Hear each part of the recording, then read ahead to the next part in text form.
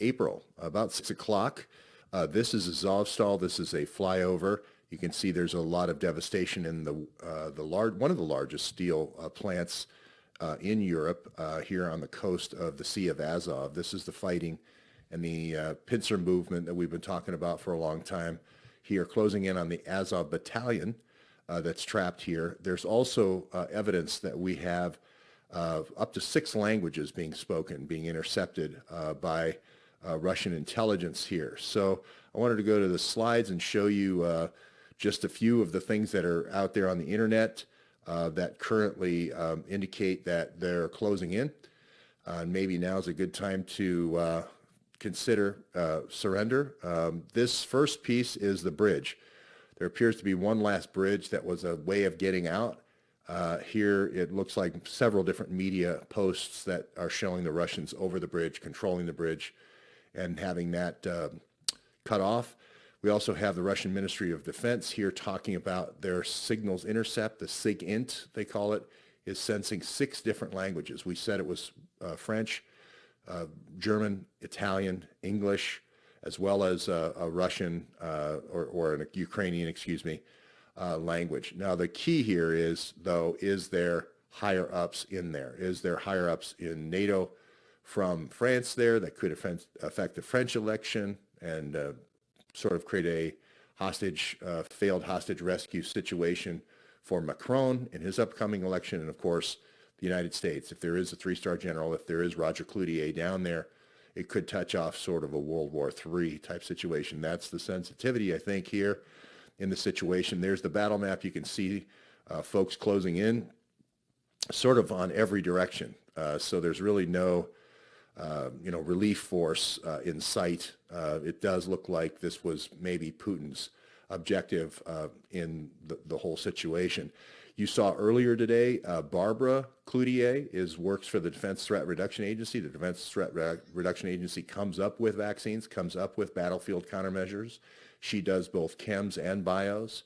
We see this DTRA presence from Fort Belvoir, again, over and over again in these breakout areas. And this area of the last 8 years in Donbass seems to have far beyond its normal breakouts for a wide variety of African diseases like Congo Crimea hemorrhagic fever, African swine flu, H5N1, and a myriad of other animal breakouts. It seems to be a hotbed testing area. I'm not saying that the DTRA is doing that, but there is clear evidence that this has a French connection going all the way back to Libya in the last 10 years for testing these battlefield challenges, call them bioagents, and then these battlefield countermeasures. So last slide I have is really of these sort of Chechens that are battle-hardened veterans. They're just as bloodthirsty and vicious as the Azov Brigade, so not making any excuses for them. I'm just saying that here they are offering the white flag before they pour the 10,000 gallons of gasoline and lighting it. Now may be a good time to get out. The other thing is, even though you may think it's a hero's death for you, you're going to drag in your country into a slaughter pen. And I'm not saying that there won't be a similar number of people killed from Russians coming in, but is that really going to solve anything? Has the last 8 years of slaughter in the Donbass solved anything? Not really. The real solution here is a political settlement for the people who want to speak Russian and want to carry on their way of life, and they don't want to be ethnically cleansed. Everyone has a right not to be ethnically cleansed. The last 8 years, no one in the world has cared about the ethnic cleansing in the Donbass. Now, all of a sudden, in the last month or so, everyone's concerned about human rights. Where were you in the last 8 years? All we're asking here for the Donbass is even-handedness that you would expect for your own neighborhood, your own state, and your own country.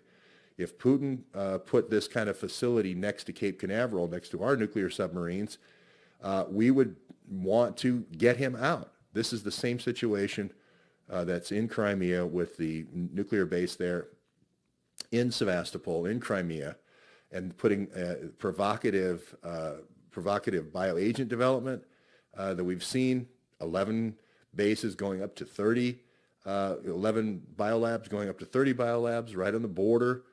is very provocative. And this particular location is forward operating right in the face of that sub-base where the Russians keep their warm water port in the Sea of Azov, and that's their route out to the Black Sea and the Mediterranean. So we just have to kind of put the shoe on the other foot test and think about it for 10 seconds before you just hit the button that says Russian troll.